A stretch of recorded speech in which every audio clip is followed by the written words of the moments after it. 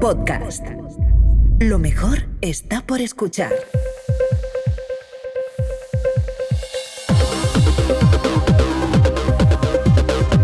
Saldremos mejores con Inés Hernán y Nerea Pérez de las Heras. Hola amiguita, ¿qué tal? ¿Cómo estás? Bueno, feliz semana de nuevo aquí. Pues te traemos todo lo digno de nuestro ser. Fíjate. Estamos grabando en el pasado remoto porque Inés se va al Benidorm Fest otra vez, que le gusta a ella el Benidorm Fest. Entonces hemos aprovechado para hacer un monográfico con una persona que nos apetecía, la verdad, muchísimo, que es historia de España pura y dura. O sea, ha llegado aquí, le hemos dicho qué bonito broche, me lo regaló Ana Belén. Estoy escribiendo de Montserrat Roig. Bueno, yo la conocí, iba a cenar a su casa. O sea, es como una fuente inagotable de anécdotas y cosas que interesan de la historia de España. Es una jukebox de personajes, básicamente. Ella es Maruja Torres, periodista, escritora, ganadora de Premios Planeta, Nadal, corresponsal en el Líbano, en Panamá. Enviada especial. Enviada especial. No es lo mismo. ¿Qué diferencia hay? Bueno, pues claro, uno que te envían. está fijo. Claro, exacto. Y el te otro envían. es un paracaidista. Exacto. Líbano, Panamá, Israel también. Te hemos leído muchísimo en El País, en el diario. Pero bueno, muchísimo, o sea, es que hay muchísimas cosas. Y hay un libro que nos ha parecido bastante interesante que bueno, pues va a ser un poco el tema central de nuestro programa, que es cuanta más gente se muere, más ganas de vivir tengo, haciendo bueno, pues un repaso autobiográfico por momentos que han marcado tu vida y reflexionas precisamente con humor sobre la vida y la muerte. Nosotros nos interesa esto de la muerte porque, claro, el otro día veíamos esas palabras de Pepe Mújica que bueno, pues hablaba de que su ciclo terminó, de que no decide continuar con un tratamiento, ¿verdad, Nerea? Que le dejen tranquilo, que no le acosen con entrevistas al pedo. El guerrero, sinceramente me estoy muriendo y el guerrero tiene derecho a su descanso. Por cierto, trigger warning, si nos estás escuchando, vamos a hablar del derecho a decidir sobre la propia vida de uno. Entonces, vamos a hablar de suicidio, con lo cual, si necesitas apagar, apaga ahora, hermana. Efectivamente, claro, no es buena advertencia. Es buena... Está muy bien porque a veces me pasa cuando hay alguna charla, siempre aviso. Claro. Si hay alguien que se molesta, pues digo tal y cual, se levante ya y se vaya. Claro. ¿Se ha equivocado de salón? Se ha equivocado de salón total. Bueno, antes de eso, una cuestión de rabiosa actualidad, que ha sido el reciente alto al fuego como aparente. Relativo y aparente. Claro, yo no me fío Gaza. nada. ¿No te fías? Yo creo que Israel siempre gana. O sea, no creo, lo sé. Gana en todos los espacios. Claro, gana tanto que cuando se anunció el alto el fuego, todo el mundo empezó todos los palmeros empezaron a aplaudir como si eso fuera la consecución de la paz y no como mucho, una tregua en la destrucción de un pueblo más absoluta que ha habido, calificada por las Cortes Internacionales como genocidio, además. O sea, ganará Israel porque ya no le importa ni su reputación. Entonces no tiene nada, está avanzando en Siria, en todas partes. Esto arranca en el 48 cuando la primera Nakba, la primera derrota grande, porque los echan con la ayuda de los ingleses y desde entonces, claro, ¿qué esperaban? ¿Que les dieran besos en la boca? Pues ha habido resistencia. Ha habido terrorismo, claro que sí que lo ha habido, igual que lo hubo terrorismo israelí para echar a los británicos y quedarse en lo que ellos llaman su tierra prometida. Entonces, el odio solo engendra odio y yo me temo lo peor. Lo siento mucho, pero Oriente Medio es un avispero que no ha entendido nunca nadie en Occidente. Es muy complejo. Entonces, es eso que tocas una cosita aquí y se desmorona todo por allá. Y esto empezó realmente después de que cayeran las Torres Gemelas, los brutales atentados y asesinos atentados, cuando se mete la zarpa en Oriente Medio por parte de Estados Unidos. Y acordaos del hermano más tonto de Bush, que es más difícil encontrar un hermano tonto de Bush que un Kennedy bueno, pero en la actualidad quiero decir. Dijo en España, con Aznar al lado más o menos, empresarios españoles, ayudadnos porque tenemos unas oportunidades de negocio solucionantes. Lo dijo en ese castellano de Florida, ¿no? Y entonces, pues fueron a por el negocio y ahí nacen las empresas de seguridad privadas. Y a partir de ahí, en Siria nace el ISIS, gracias a la bonita intervención norteamericana también con los aliados. Y entonces es todo... Las empresas de seguridad privadas, que entre otras empresas fueron las que se forraron en Irak también. O sea, ha sido la mina de... todos los que rodeaban a Bush, que eran los predecesores de los que ahora rodean a Trump, que son ya Silicon Valley directamente. ¿Quién sabe por qué esto del Valle de la Silicona me recuerda a Ana García Obregón siempre? Bueno, ya hay mucha gente suscrita, al hay mundo de nietos la... que tienen una suerte. Sí, ahora se ha democratizado bastante. Hay hijonietos que tienen una suerte. Se ha democratizado bastante. Es un nido de fachas increíble Silicon Valley, y lo que sorprende es que nos hayamos enterado ahora, ¿no? Que siempre han sido conservadores. Lo sabíamos, pero... Les han sobrado siempre los gobiernos, ¿no? Sí, Ellos siempre han dicho que habría que los tecnócratas tendrían que dominar el mundo, los 4 pajilleros estos que hay que se llevan bien con los ordenadores. Me gusta mucho que hayas visto la parte más importante del asunto. Que es efectivamente, que son gente muy aquejada de soledad. Son unos incels furiosos y espectaculares. Furiosos. Sí. Pues vamos un poco con nuestro tema, Maruja. Yo creo que tú eres morir, de las... quizás dormir, quizás soñar, tal vez. Es que es literal. Quizás soñar, tal vez. Yo lo de Mújica, que es una persona muy apreciada y muy apreciable y muy ejemplar, es la forma que me gustaría. No así, no la risa, claro. Equiparándome a él, sino, mirando la muerte de frente y diciendo, dejadme en paz, morir, ¿no? ¿Crees que la gente...? Yo me metería de todo también, es verdad. La gente, sí, hombre, pero claro, porque es el momento. O sea, claro, aquí obviamente no se pueden hablar de generalidades porque cada uno tiene como una relación con la muerte o con la vida, claro, o con... Cada cual hace... Exacto, que tiene su personalidad. Ni siquiera sabe lo que hará cuando ocurra, porque a lo mejor yo estoy diciendo esto y luego me pongo a llorar, yo qué sé. No, lo que es un hecho que, mira, fíjate, hablando con Nerea, en alguna ocasión ella me ha dicho, por pues familiares próximos, dice, sí, esta gente lleva diciendo que se quiere morir no sé cuánto tiempo. Mi padre decía siempre, a mí me desnucáis como un conejo en cuanto me veáis flaquear. Angelito mío, flaqueó mucho y aguantó el hombre años y años. Y pidió aguantar. Aguantar e hizo... Yo tenía un pariente que decía, si se muere mi mujer, yo me quiero morir después, y le dije, deja de comer. Y me miró así y me rebañaba. Claro. Y claro, es decir, cada cual tiene su estilo. Sí, pero bueno, en los casos de suicidio asistido, de eutanasia, que son cosas distintas, ambas reguladas en España, desde la entrada en vigor de la Ley Orgánica de Regulación de la Eutanasia, que se aprueba en el Congreso en el 21, con resistencias por parte de la derecha. Y por parte de muchas objeciones de conciencia que hay, igual con el aborto. Con el aborto por parte de los médicos. Igual creo que están muy crecidos. Porque no fue solamente Abogados Cristianos, Hazte Oír, el PP, Vox, sino que también fue... No, porque tiene tantos datos siempre. El Congreso General de Colegios Oficiales de Médicos que se posicionó en contra de la ley, citando el compromiso de la profesión con su servicio al ser humano y con el respeto a la vida. Claro, pero qué vida, caballeros, ¿no? A ti esas resistencias, ¿tú seguiste este proceso? Esta resistencia yo la conozco desde que nací. Quiero decir, ¿por qué? Porque nací en un país resistente a todo lo que fuera la modernidad, el avance. Es decir, es un país que derrotó la Ilustración, en el que ganaron los de Viva las Caenas, ¿no? Desde Fernando VII en adelante no hemos conocido más que gente empujando para salir adelante, y lo más que hemos conseguido es un hueco dentro de esta España oligarca que siempre utiliza a la religión y a los políticos para mantener sus privilegios y joder a los demás, porque no se conforman solo. Claro. Bueno, mantener los privilegios significa joder a los demás, o léase Los Santos Inocentes, y efectivamente, ¿no? Pero, por ejemplo, morir por tu propia voluntad o abortar por tu propia voluntad, tú no lo hagas. Además, un cura no puede abortar por mucho que quiera. Entonces, ¿por qué tiene que prohibirme a mí?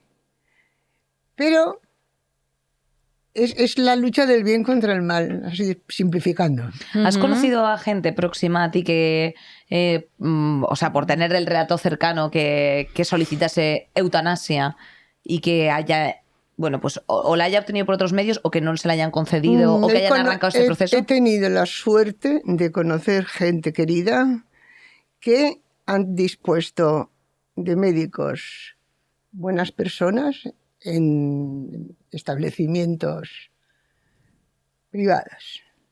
Te diré, en lo público no lo he conocido. También existe porque existen las buenas personas. Uh-huh. Pero esa gente que ha dicho, quiero vivir hasta aquí, se han despedido de ti y tú sabías que esa noche la dosis de morfina iba a ser más alta. Y es otra forma, porque te prepara, ¿no? Uh-huh. O sea, tanto para ellos como para ti, ayuda. Ayuda mucho porque te da tiempo a despedirte, te da tiempo incluso a pasar tardes de risas, Uh-huh. pero eso se hace en silencio. Quiero decirte, no se dice, porque si lo dices yo creo que es peor, ¿eh? Sí, es como o sea, yo conozco también casos como clandestinos y sobre todo que tienen mucho que ver con gente que está muy relacionada con el personal sanitario, porque claro, te tienen que administrar X tipo de cosas que incluso se utiliza en clave, o sea, sí, un tipo de medicamento sí. como ¿sabes? Como No, pásame la ensaladilla. Sí, ¿habéis visto la serie esa True Love? Sí. Pues claro, es eso, ¿no? Aparte de que la serie está muy bien porque tiene giros inesperados, pero la cosa esa de los frasquitos y todo bien organizado, y dije, ¿cuántas cosas, no? Claro. Una buena inyección de heroína si te deja tiesa. Ya. Eso es lo que piensa una, que ¿Verdad? debería Pero ser más sencillo. Parece ser que no puedes tener heroína en la nevera, que se pasa. Parece ser que no puedes tener heroína en la nevera. Vaya, Que por no, Dios. no puedes Jolín, porque, Maruja, no, estas porque se cosas que pasa. avisan. Me lo dijo un amigo. Dice, no, es que la heroína se pasa enseguida. Claro, tú no puedes estar pensando en el día de mañana y tener un reducto allí en casa No, efectivamente. con cositas. Tiene que ser otro tipo de Sí, no puedes ser cositas. previsora con esta movida. Lo peor de la parte como de regularizar el derecho a morirse es que en España, por ejemplo, tú tienes que solicitarlo una vez y a los 15 días solicitarlo otra, y como que tiene que pasar un tiempo. No se me ocurre nada más, nada peor. Y además imagínate que eso te pasa en Madrid.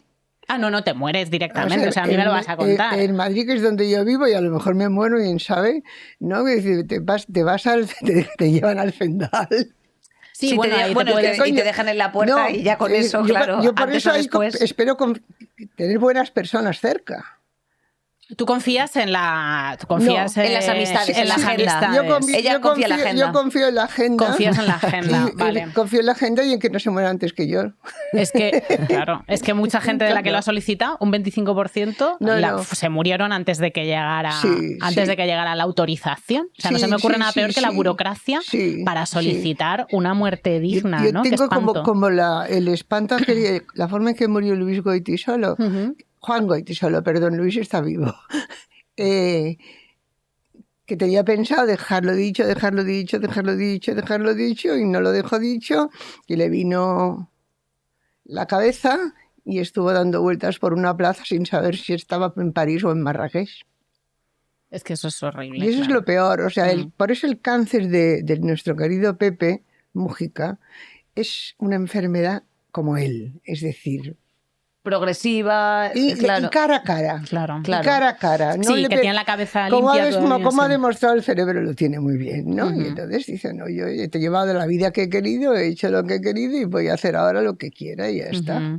Y es una cuestión ya, claro, sí. A ver, obviamente la circunstancia de cada cual es la que sea, pero incluso también hay a diferencia de la eutanasia, el suicidio asistido, que es... Eso me encantaría. La acción, bueno, pues para poner fin a la vida, ejecutada también por un médico, implica que esta medida... Incluso si no estás enfermo. Correcto, por eso es suicidio. O sea, porque una cosa, yo creo que la eutanasia... Bueno. O sea, el matiz, no sé si... A lo mejor No la lo sé. eutanasia es La más... eutanasia tienes Yo como lo que vinculo probar más- que tu sufrimiento físico, Correcto, psicológico o sea, que es te das una esclerosis insoportable. Claro.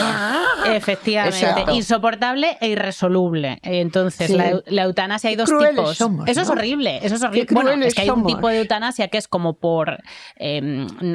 una es activa y la otra es pasiva. Y la pasiva es dejar de medicarte contra el dolor. Sí. O sea, interrumpir el tratamiento Sí. y lo que dures. Que me parece más grave que sea Eso es legal fatal. dejar de Eso es- medicar a una eso es persona. la idea que tengo yo de si alguna vez tengo un cáncer es no someterme a nada. de tratamiento. Sí, esto tú lo tienes súper pensado. ¿Y has hecho testamento vital? Paliativos, todo sí, claro, testamento vital y del otro también. Es decir, quién quiero que esto y quién quiero que lo otro y que hagan con mis cenizas y que no quiero ver un puto cura en 12.000 kilómetros a la redonda, pero ni siquiera como maestro de ceremonia, ni siquiera como acomodador, nada. Te juro, No Maruja, que los quiero, echamos a los maleteros y nos los llevamos a Cádiz. Quiero que me saquen por detrás, me incineren y me pongan en un sitio que ya sabemos mis amigos y yo. Y allí en la tierra. Y ya está. Es perfectamente compostable. En el libro dices, el libro no va de la muerte, sino de la celebración de la vida, aunque sea jodidamente corta, e incluso cuando más se prolonga. ¿Has sido vitalista el hablar de la muerte, en cierto modo? Pues porque claro, se te oye hablar de la muerte y además, parece... Pensábamos que iba a ser saldremos mejores lo que triste, pasa es que pero hablas de la muerte y yo creo que dejo bastante claro que a mí lo que me asusta no es la muerte, es la agonía. Y de hecho, cuando hablamos de eutanasia y de suicidio asistido, estamos hablando de saltarnos esa agonía que aparentemente tenemos que hacer porque nos redime de algo o porque quizás tenemos culpas que pagar o porque le sale de las narices, ¿no? Igual de parirás con dolor, ¿no? Es las maldiciones bíblicas estas de las narices que tanto daño están haciendo unas y otras. Entonces, el libro fue terapéutico, pero sobre todo fue vitalista, porque es un libro que mira para el futuro. Yo no soy una mujer que se agarre a... Puedo tener muchísimas anécdotas porque tengo memoria e historia, pero no me agarro al pasado. Es decir, yo sé que las cosas cambian. Yo sé que vuelvo a los lugares y ya no son como eran, ni la Gran Vía, ni más lejos. Pero me acuerdo muy bien de cómo era en el 64, de cómo era en el 81 y de cómo es ahora. De hecho, tú que has hablado de todo, que hay un cerro de columnas, de libros tuyos, de declaraciones, de programas, ahora hablas mucho de la vejez. Y yo tengo muy presente, y lo hablo mucho con mis amigas, una cosa que dijiste en el programa con Inés y con Mercedes Milá, que era hay que disfrutar de los rellanos. Que ahora bueno. lo digo, ahora que yo convivo con dolor y y las cosas se están haciendo más cuesta arriba, y alguna amiga mía también, mi amiga Olga sobre todo, dice... Hay que disfrutar de los rellanos. O sea, a partir de ahora es todo... Sí, porque cuando caes no sabes si va a ser un peldaño, 2 peldaños o todos los peldaños. Entonces, cuando ves que de repente paras de caer, es, hostia, qué bien, un rellano, ¿no? Vamos a ver con qué lo amueblamos, qué le ponemos aquí. Y generalmente, pues es eso, tener una vida llena, lo más llena posible, amigos... gente como vosotras. Hay una cosa aquí que me llama mucho la atención y es como que, o sea, creo que también tiene mucho que ver con, evidentemente, lo estructural o lo social, que es el charlar de ello como con cierta naturalidad. Había un documental en RTV Play que me gustó mucho que se llama, es como de bomberos y de una coordinación de una unidad de intervención de tentativa de suicidio que hay aquí en Madrid. Esto existe. No sabía. Pues esto existe y de hecho, es para que no te suicides.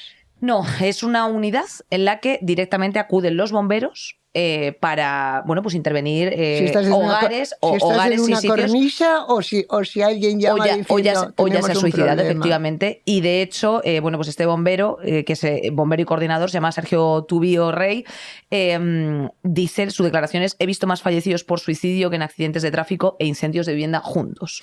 O sea, imaginaos hasta el punto en el que el Ayuntamiento de Madrid ha creado una unidad de intervenciones en tentativa suicida. En muchas ocasiones, insisto, se culmina. El documental, por si acaso os interesa, se llama Suicidio, el dolor invisible. Sí que me interesa. Entonces, pues es bastante interesante. Y es verdad que los servicios de emergencia, que son los primeros que tienen como ese contacto, ¿no? De estoy viendo una persona que se va a suicidar, o estoy viendo una persona con una actitud rara, o no desconozco. Claro, todo esto es al final como una especie de situación que están viviendo, pues exactamente igual que, por ejemplo, se verbaliza pues todo el drama de la sanidad pública, ¿no? Que se está viviendo a través de profesionales porque se atreven a hablar. Hay muy poca gente que presta atención a esta pequeña esquina que es como un elefante en la habitación realmente. Porque y que los porcentajes son muy altos son en España altísimos, y entre gente joven también. Me temo mucho que entre adolescentes. Entre adolescentes, eso, ¿quién no ha pensado en suicidarse siendo adolescente? y los hay que se quedan en ese pensamiento, ¿no? Totalmente. Bueno, de hecho es el primero, la primera causa de muerte entre quienes tienen entre 14 a 28 años. Y es que a esa edad todo te parece definitivo y terrible. Insuperable, sí. Sí, y sobre todo es como multicausal. O sea, no tiene por qué ser una cuestión única, ¿no? O sea, sino que se te hace bola. Claro. La vida se te hace bola. La vida se te hace bola, absolutamente. Y sobre todo no hay conversación o sea, no hay como debate público en esto, porque también no es que facilite el hecho de, toma, suicidio asistido al toque, ¿no? Sino como cuál es tu relación un poco con la muerte. O sea, yo sé que esto es como muy filosófico, ¿no? O sea, como muy etéreo, porque cada uno tendrá su perspectiva y su cosa y su dolencia y su forma de afrontar las cosas. La gente que desde una perspectiva de clase tenga más facilidades para llegar a ciertos lugares, otra gente que no.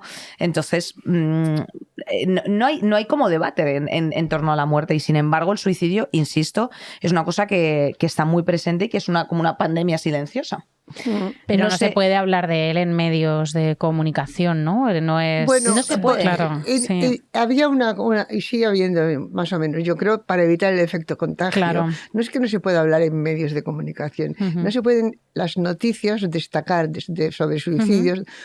Creo, todavía yo estoy muy alejada ahora de los medios de comunicación, igual ha cambiado. Pero es algo como... Pero era un poco para evitar el efecto contagio. El efecto llamada, ¿no? De que la gente... Sí, pero esto siempre estás con la cosa esa de la libertad de expresión y la necesidad de conocer hasta dónde llega el morbo. Claro. Esto es ese mare magnum en el que a veces nos movemos sin aclararnos, ¿no?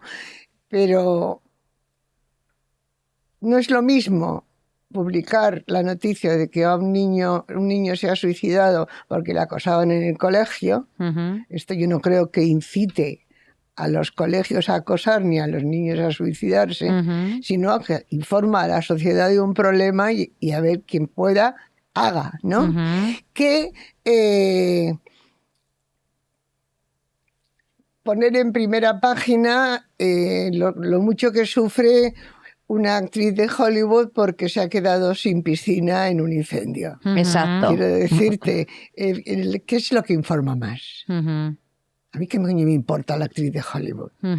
En cambio, de lo otro sí podríamos hablar, ¿no? Bueno, fíjate, un debate serio. A mí me parece que como que no está en portada que hay 80.000 personas al año que piensan en el suicidio y que por cada suicidio se producen 20 tentativas. O sea... Claro, y luego ya esto, yo no soy psicóloga, pero hay gente como que tiene como una personalidad o un instinto suicida y lo intenta. O hay gente que lo que quiere es llamar la atención, pero llamar la atención en el mejor sentido, no en el sentido de salir en la tele, sino en el sentido de, ojo, estoy sufriendo, socorro, ¿no? Yo a mí me tocó vivir una cosa así y fue bastante serio. Y me apañé como pude y salimos. Estar en la parte de gestionar, ¿no? Un intento de suicidio. Sí, la parte de una gestionar, pero tú sabes que esa persona, lo que se ha tomado es muy fuerte y la puede matar, también sabes que te ha llamado para que la salves. Claro. Entonces, es muy complejo, claro. Es muy complejo, pero bueno, pues si conoces a alguien... Si yo con 90 años te llamo a ti, Inés, y te digo, mátame, ya me puedes hacer caso. Vale. Con 90 años ya... Bueno, esto para mí es como un testamento de esos hológrafos casi. No lo haría nunca. Bueno, no componerte a ti en semejante compromiso. Nosotros somos muy comprometidas. Lo decía para desengrasar un poco porque estábamos muy intensas. Es un marrón. Claro, es que el suicidio es una mierda. Y la eutanasia, ¿no? La eutanasia debería ser un derecho. La eutanasia es un derecho. La eutanasia es un derecho. Y el suicidio deberíamos decir que sería un lujo. Y no lo es, pero quiero decir, dentro de lo que es la muerte, si es a mí me conceden el derecho al suicidio, daría las gracias como si me dieran un bolso de Loewe prácticamente, porque me parece ya que eso quiere decir que la eutanasia la habríamos conseguido del todo. ¿No crees que está conseguida del todo a pesar de la regulación? Yo creo que dependemos de nuevo de la generosidad de los extraños. Y mientras alguien que trabaja en la seguridad social no esté obligado a cumplir con la ley... Pues ahí tenías a chavalas en el año 2021 desplazándose a 300 kilómetros para poder abortar en un centro público, porque de hecho es que en la comunidad, en Ávila se habían practicado 20 abortos en 40 años. Esto fue los datos que llamaron la atención. En plan, Bueno, hombre, como en Estados Unidos, a raíz de los últimos años, ¿no? Y como aquí cuando el franquismo, las que podíamos reunir el dinero nos íbamos a Londres. A Londres. O sea, ¿cuántas vacaciones me he perdido yo porque las he trabajado para con ese dinero pagarme? No, ¿cuántas? 2. Claro, pero bueno, Es como, hombre, en 80 años el promedio de abortos me parece ejemplar. Tampoco es que el aborto sea un sistema anticonceptivo, Ujú. pero a veces tienes un accidente. Y entonces, si tienes un accidente, no tienes por qué pagarle el resto de tu vida. Y, dilo. Por cierto, voy a hacer Maruja. aquí un paréntesis. Si necesitas, o sea, claro, esto queda un poco fuerte, pero bueno, si necesitas como familiar o como persona particular, bueno, pues ayuda, pues asistencia, o estás viendo una conducta, una ideación o un pensamiento en tu entorno o en ti mismo que, bueno, pues puede ser suicida, hay una línea que habilitó el Ministerio de Sanidad que es el 024, donde te echan un cable, que son profesionales. Nosotras no lo somos, estamos aquí simplemente de small chat, y bueno, es importante no diría conocerlo, small, ¿eh? O sea, No, ya es tiene, small. tiene unas dimensiones. Ya tiene unas dimensiones la charla. Ya va cogiendo cuerpo. vuelo. Pero bueno, por si acaso esto lo necesitas o te ayuda. Maruja, has mencionado la profesión médica y que todo depende de las manos de quien caigas. ¿Tú crees que es una profesión conservadora? Que hay gente... Yo he conocido muy buena gente. Sí. Sí, he tenido mucha suerte con las batas blancas, menos con 1 o 2, pero les eché una maldición y murieron antes que yo. Ah, bárbaro, genial. Funciona. Sí, funciona. Funciona. Uno me dijo cuando yo tenía 35 o 36 años que en 2 años seguía en silla de ruedas. ¿En serio? Sí. En 2 años estaba en el país yendo por ahí. ¿Y eso cómo te lo gestionaste? ¿Cómo te lo Yo lo tomaste en el gestioné momento? saliendo con muy mala leche de la consulta. Y el pobre hombre sufrió un infarto poco después. Vaya. Era Guau. mucho más joven que yo. Y era mucho más joven. Y era mucho más joven que yo, pues ala, ahí va. Por cierto, voy a lanzaros unos datos que me parece interesante porque aquí en España, como estábamos hablando de que había una ley aprobada, se han atendido 1.500 solicitudes de prestación de ayuda para morir en el 23, porque son los datos que tenemos. El 24 no habrán salido todavía, y el perfil más frecuente es una persona solicitante entre 70 y 79 años, con enfermedades de base más frecuentes entre las personas que lo solicitaron, como oncológicas y neurológicas, lo cual, bueno, pues guarda un poco lo que estábamos hablando, ¿no? Cuanto más te acercas a lo mejor a la muerte, más ganas de vivir tienes, Sin duda. de una forma absolutamente Sin duda, natural. y a tu manera. Y a tu manera, Y a tu como manera, has vivido completamente. siempre. Como has vivido siempre. O sea, lo más importante, yo creo, y lo más, digamos, funesto de que te lleven a una residencia, por no hablar del desastre que ha sido y de la catástrofe que ha sido el manejo de las residencias durante la pandemia, pero lo peor es que no vives como siempre. No tienes a tus amigos, Ujú. no tienes, claro, quieras que Tus no, cosas, ¿no? tus movidas, tu ¿no? olor. Tus Claro. cosas. Si tienes movilidad y lo que vas a esas residencias caras que tienen un apartamento y que sales todos los días y tomas algo con tus amigas, eso es bastante distinto, aunque no es completo, pero mucho mejor. Pero si estás en una habitacioncilla con más gente, con la que no tienes nada más en común Aparcada. que muchas aparcada, veces. con poca gente trabajando, porque hay que ver cómo se explota a la gente que trabaja en esos sitios y lo mucho que tienen que hacer, ¿no? Entonces, claro, eso es la parte más jodida de envejecer, como me imagino. Es decir, por ejemplo, una persona gay, que la metan en un entorno machista. Ujú. Total. Viejo y machista, coño, porque por ser viejo no tienes por qué ser bueno, ¿no? Entonces, es la pérdida a una mujer libertaria, como soy yo, que te pongan en un sitio que te obliguen a ir a misa, o cosas así. ¿Qué quieres que te diga? Por eso son cada vez más... Eutanasia forever. Eutanasia forever, totalmente. Y mira, fíjate, a mí una de las cosas que aquí hemos comentado como alternativa a la vivienda, porque bueno, pues aquí hemos hecho programas un poco de todo, y había algunas cooperativas de personas mayores que Exacto. se cogen unas casas entre varios, pues como para precisamente evitar Sí. esto que estás comentando, o incluso hay una residencia de la Fundación 26 de diciembre, que bueno, actualmente es un centro de día y se están Mm. construyendo la residencia para mayores queer, mayores LGTBIQ+, porque hablaban de esta problemática. Sí. Nadie es consciente de que como yo ahora voy a pasar las tardes del dominó con los que han sido mis maltratadores históricos, o sea, por el amor de Dios. Que me canta el cara al sol antes de dormir. Puto cara al Por sol. Dios. ¿Y por qué dirías tú, como en uno de los títulos del libro, que la vejez precisamente es un campo de batalla? Tú que has estado bien cerca, además. Porque creo que lo dije en una ocasión, pero se lo dije a Jordi Évole, que cuando vas de enviado especial a una guerra, por dura que sea, y aunque te vayan a matar, tú no los crees. Tú piensas que tienes una oportunidad, pero en la vejez estás. Ya sabes, o sea, hay una edad en la que ya no puedes pensar en otra cosa. Piensas en otras cosas, pero esa está presente. Cuando eres joven, y afortunadamente, no tienes por qué pensar en la muerte. Te va llegando con la muerte de los demás, te vas acostumbrando, etcétera, etcétera, y entonces te llega a ti, como diría un cursi, como un ladrón por la noche. Entra en tu cuerpo lo que seas. Es decir, se van derrumbando cosas de tu físico, cosas de tu pasado, compañías, y todo eso, con esos restos, con ese derrumbe, tú tienes que hacer algo. Y lo mejor que puedes hacer es un camino más o menos pavimentado para seguir adelante y llegar hasta el final. Y eso es el campo de batalla. Está minado porque yo no sé por la mañana.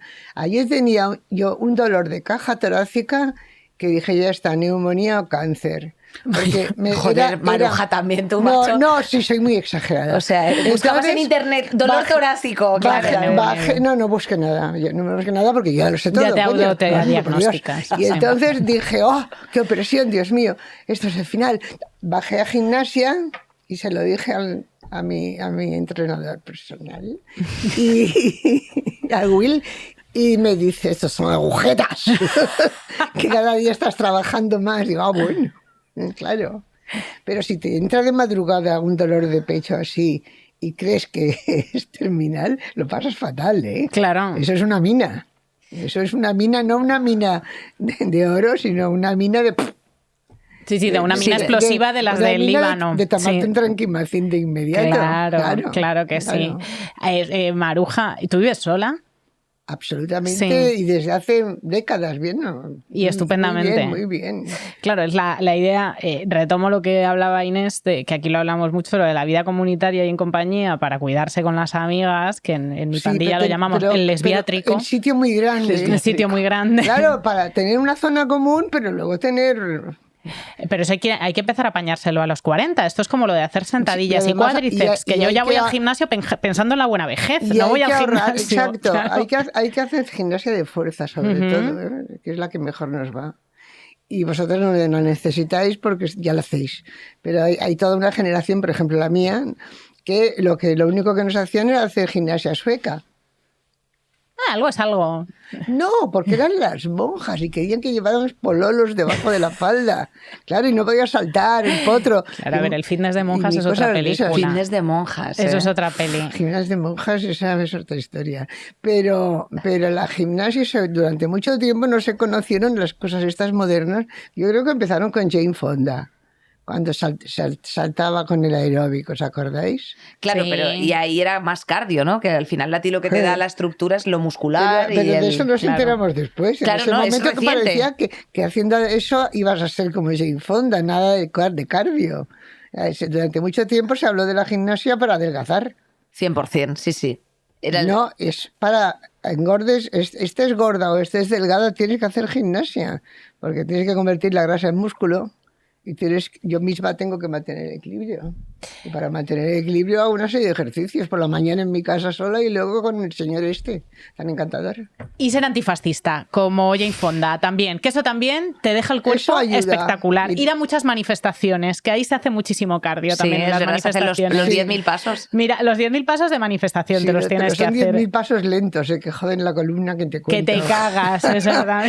Los pasos profesionales. Los pasos, mucho mejor pasar de los pasos pro Palestina, es verdad que te dejan dejan baldada. te dejan Eso baldada, es así. pero es así. todo sea por la causa. Me hace mucha gracia como tú sigues utilizando la vejez como campo de batalla, el dolor de espalda es una mina. O sea, a ti se te ha quedado muchísimo ese lenguaje de enviada especial. Bélico, sí. Ese lenguaje de enviada Pero es que además especial, genio y figura, Maruja. Sí, fíjate, pero en compensación no tengo el lenguaje torero. A mí el bélico, si ha sido enviada especial, me parece fantástico. Claro. El torero, para empezar, no lo entiendo Sí, y el de fútbol tampoco. Esa cosa de Entonces, échame un capote. nada, eso es insoportable. Claro, bueno. ¿Te acuerdas cómo ves ahora? Yo me imagino que no debe ser nada fácil porque estás como muy metida dentro. Las informaciones, las poquísimas que nos llegan desde Gaza y que nos llegan además por gente que lo está pasando allí, que lo está sufriendo allí, Correcto. los vídeos directos de víctimas, no de Pues periodistas. Lo he llevado muy mal y junto conmigo muchos amigos que han sido también enviados especiales o corresponsales en la zona, que ahora ya no lo son. Algunos que No se deja entrar a nadie, o sea, no hay que periodistas todavía lo son y internacionales. que no les han dejado entrar jamás. Y que conocemos muy bien aquello.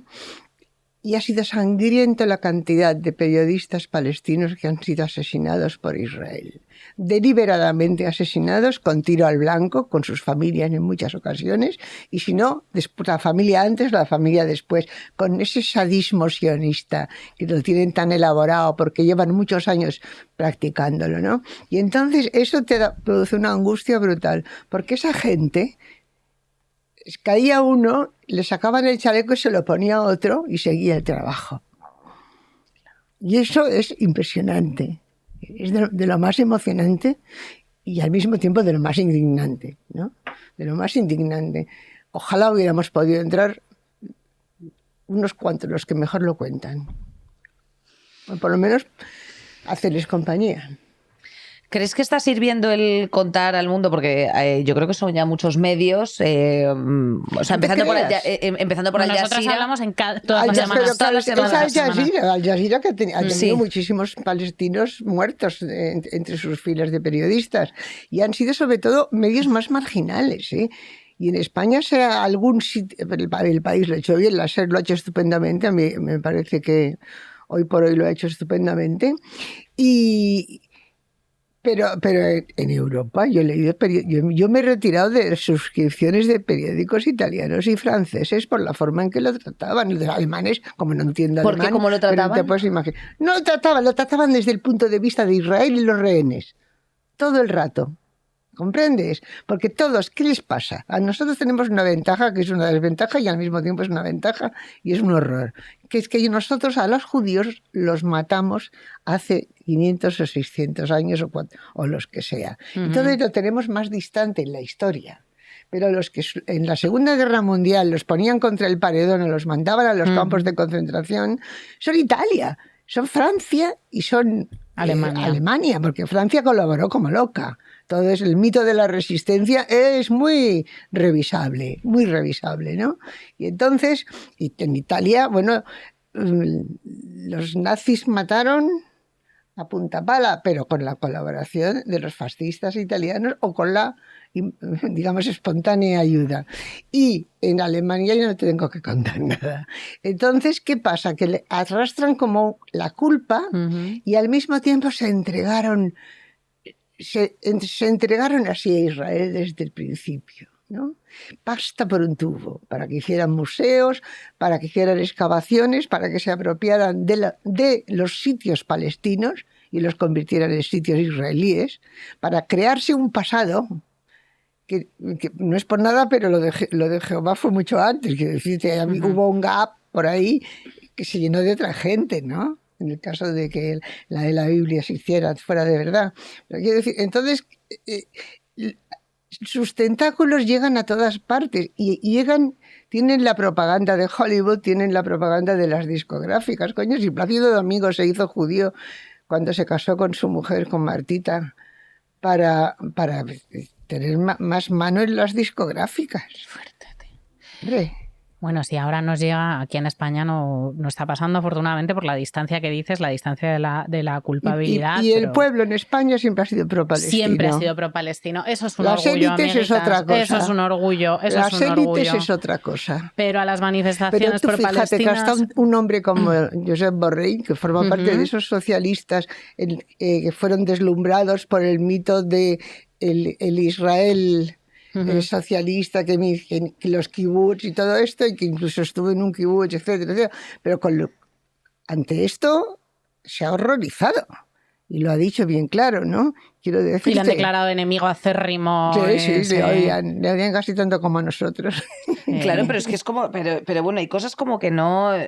Por eso me ha parecido como muy curiosa toda la comunicación que ha habido y que digas tú, es que el tratamiento que se le ha dado en España no es el que se le ha dado en otros puntos de Europa, que eso también influye mucho, evidentemente, de cara a menos la derecha y la ultraderecha esta, y esos lamebotas, esos medios que yo no llamaría medios, sí, esos pseudomedios, los cuasimodos, ¿no? Por cierto, para despedirnos un poco, ¿qué opinas tú de los cuasimodos? Y ahora como de esta especie de viraje en el que ahora en las redes y lo digital, o sea, Mark Zuckerberg deja las riendas del check-in ya directamente a los usuarios. A mí más miedo que ellos, que siempre han existido, solo que ahora están más crecidos, pero cuando yo era jovencita y trabajaba en el Por Favor o en la calle o donde fuera, estaban.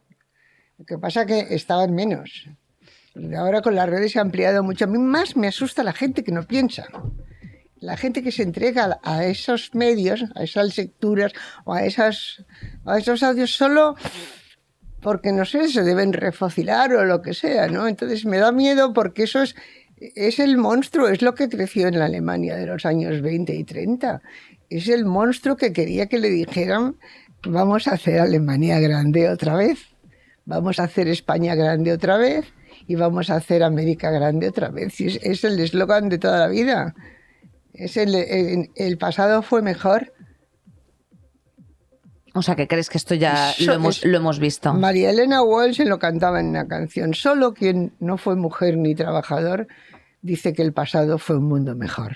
Ay, madre mía, claro que sí. También quieren unas mujeres que ya no existen. Y ahí podríamos incluir más gente. Pues no sé si nos puedes dar aquí un grito de esperanza para los que quieran vivir o para los que no. O para los que no, efectivamente. No, los que quieran vivir o los que no. De pie con la cabeza bien alta y para adelante, ¿qué coño? Hasta que una decida eso. Saldremos cuando queramos salir. Esto por delante. Y si no, lo intentaremos. Y si no, al menos lo intentaremos. Porque no intentarlo es lo peor. Y hasta ese momento intentaremos también pasarlo bien y estar con las colegas. Eso es importantísimo. Eso se consigue más fácilmente, ¿no? Las colegas, los colegas... Bueno, es una época oscura, ¿eh? Tú estás hablando de muchas cosas muy interesantes, pero ahora hay un mundo vuestro que no conozco. Sí, pues mira, te digo, hay grandes desapegos. O sea, yo creo que mi generación es hasta el límite. Puñaladas. Mucha, pero sobre todo los chavales jóvenes ahora que vienen como nativamente muy digitalizados, hay una cuestión de la relación social que está un poco trabadita. Esa es mi experiencia hasta la fecha, que yo trabajo con mucha gente muy joven, de 18, 20, 25. Me lo vienen diciendo amigas jóvenes, amigas de tu edad, y me produce una angustia porque hay como una robotización de la persona, ¿no? 100%. O sea, una robotización, sí, como un avatar. Hay como un avatar una también. Insensibilización. Hay mucho trabajo en el avatar digital, por así decir, o sea, en quién soy, cómo me expongo en redes, etcétera. Y luego después eso no se traslada a lo que es la persona, y entonces la gente se lleva grandes decepciones. A mí me han dicho que no se tocan. No se tocan, no están en los parques. Que no se tocan. No se toca. La gente no queda. Cuesta mucho ligar en un bar, coño. Sí, muchísimo. Vamos, yo no es mi problema porque yo tengo mi pareja, pero es verdad que... Pero nosotros no somos de esa generación, Inés, somos de la generación de escupirse en la boca, de sobarse todavía, de agarrar de la cara a tus amigas, del restregón. Menos mal. En el docu he visto hace poco un docu de Mark Zuckerberg y él decía en los principios de Facebook que él quería hacer el mundo más grande, más comunicado, y lo que han hecho las redes sociales es hacer el mundo muchísimo más pequeño. O sea, estás tú sola en casa con tu móvil y con la gente gente que pertenece a tu algoritmo, a tu burbuja de creencias, sí, ¿no? a tu Entonces cámara de eco. Y eso no te pasa cuando sales a las vecinas, cuando sales a las familias, cuando sales a los grupos de amigos, porque ahí te das de bruces con otra realidad, con otra economía, con otra ideología, con otros cuerpos, efectivamente, con otros cuerpos finitos, frágiles y vulnerables, amiguitas. De eso queríamos hablar con Maruja Torres y de Gaza, pues porque la actualidad mandaba. Maruja, qué guay es oírte. Vente más veces, nos has cantado. Y además de lo que te apetezca un poco, ¿eh? Sí, porque, sí, o sea, cuando queráis. Vivienda, no sé qué. De lo que a ti te apetezca. Tú de vez en cuando nos lo vamos a apuntar como programa, programa de Maruja. Claro, tenemos muchos programas pendientes que además se los debemos a las usuarias. Además, con suerte me muero en directo. Mira, me encantaría que te murieses en directo, sería un poco guilty pleasure, hablando de la agamia, que son las relaciones anárquicas, así se llama agamia. El no tener pareja. No tener pareja, pero enrollarte con mucha gente y tener vínculos emocionales y que todo sea... Como te escuche Bea Lobo, definir así la agamia, te mata. No sé quién es Bea Lobo. Me parece absurdo todo, ¿no? De verdad. Y más que absurdo, plano. Además, o sea, se ponen muchos nombres muy raros y muy así a cosas que son de toda la vida. Que es el guarreo, que es el para arriba y para abajo. Yo hacía camas redondas. Tú hacías camas redondas. Ahora lo llaman poliamor. Yo no tenía por qué estar enamorada de todos. Por Dios, para follar con todo lo que salía. Imagínate. Claro. Buah, Maruja, es que tú encima eras fiestera, cabrona. No, es que eran buenos tiempos. Bueno, y que eras fiestera. O sea, buenos tiempos depende de para quién. Eran buenos tiempos porque yo era joven. Bueno, y pregúntale de 80. Y sobre todo porque estábamos rompiendo. Eso fue una buena época en ese sentido, cuando los finales de los 60, principios de los 70, cuando empujábamos todos los techos que nos pusieran por delante, claro. Pero ahora estáis infinitamente mejor preparadas, ahora es otra cosa. Sí, pero hay cosas en las que escarbar, ¿eh? Tampoco demos por hecho aquí que todo va sobre ruedas. Los compañeros de militancia son un poco igual de cutres, ¿eh? En tus tiempos que en los nuestros. ¿Qué militancia? Perdona. No, claro, es que a ver, nuestras militancias ya son como mucho más cerraditas, o sea, más en plan de militancia... clima, militancia gourmet. Militancia antirracista. Con tanta coña se nos está olvidando la lucha de clases, que es la única que merece la pena. Pues no hay. A ver, no se puede hacer militancia... De esas se desprendería las demás, ¿no? Porque a quién le interesa... Es que antes la militancia a lo mejor era una... O sea, que decirte, se vinculaba más a un partido, ¿no? O sea, por ejemplo, yo pues hablando con Carmen, ellas estaban en el Partido Comunista... el partido tal, pero es que ahora todo eso es una purria que te quieres morir. Entonces, tenemos que ir a cosas como más concretas, en plan afrocolectiva, en plan pues eso, algo de activistas por el cambio climático, en plan de Fridays for Future. Pero tú sabes que una cosa más concreta. Cuando recibamos una buena hostia de estas que nos dará la vida, y a lo mejor, ojalá jamás, como país nos diera. Hay un bando y hay otro bando. Y dentro de eso lo que quieras. Pero la realidad es que hay un bando que empuja para que las cosas vayan para adelante y un bando que tira para que vayan para atrás. Y llenarse los bolsillos. Y esa es la verdad. Y esos son los que están contra el cambio climático, contra la homosexualidad, contra la mujer, el feminismo. Contra que tú hagas camas redondas ahora, hoy, mañana y siempre. El veganismo, contra que te cagues en todo, contra todo. O sea, y esa es la verdad última y profunda. Cuando se abre la trinchera, hay dos lados y ya está. Y es verdad, y ahí nos va a dar igual estar en Fridays for Future o no sé qué. Y con el otro, con la chupa de cuero de haber venido del Comité Central. Exacto. Ya está. Pues nada, querida mía, espero que estés eligiendo en ser de las que empuje y no de las que tire, porque eso es lo que tenemos. Esa es nuestra España también. Solo tenemos empotradoras, Inés. Solo tenemos gente que empuja. Empotradoras y empotradores al otro lado. Eso es verdad. Oye, Maruja, ha sido un gusto tenerte, de verdad. Te hemos despedido ya 10 veces, pero es que claro, no nos queremos despedir. Es que, por favor, huélete el sobaco otra vez. De Así. fin. Huele mal, efectivamente, pero pasa, o sea, hay como un este de fondo, pero no es feromona, está No, bien. es pero a mí me hormona. parece Yo cuando, Adolescente. cuando veo Es hormona películas adolescente. italianas antiguas y veo a Sofía Loren y gente así cuando eran jóvenes, hacen así, felpudo. El felpudo. El felpudo. Yo llevo un buen felpudo, ahora voy con Sí, manga larga, pero ahora llevo, vas con felpudo. llevo un buen felpudo. Yo Ahora es que y no, siempre. ni aunque quisiera, tengo un solo pelo. Ya yo Joder, tengo eso es poco una pelo. putada, porque Un el solo felpudo pelo. queda muy bien y es Pues muy yo tengo sexy. solo A mí se me pelo. hace muy, muy sexy. No, el yo formo felpudo. parte de la generación esta que se rasuró de años, o sea, con 14 yo años. a los de aquí hombres al los suelo. rasuraría. Algunos más que a otros. Me gusta mucho el sobaco de hombre Limpio. rasurado. Sí. A mí un poquillo de pelo, pues no me disgusta. Así, y Pues la Guille un- va como un delfín. No, pero tiene un rizo púbico fantástico. Ah, vale. Bueno, Es para que el los- rizo, pues está otra bien. cosa es el rizo público. rizo público. Rizo público. Público. Hasta la semana que viene, amiguitas. Os queremos. Gracias a todo el Cuidarse. equipo, Alex, Jesús y nuestra Beita, claro, también, que está Paula y Sara en casa también. Están por ahí sufriendo Hombre. todos. Hombre, ¿qué van a sufrir si estos viven como quieren?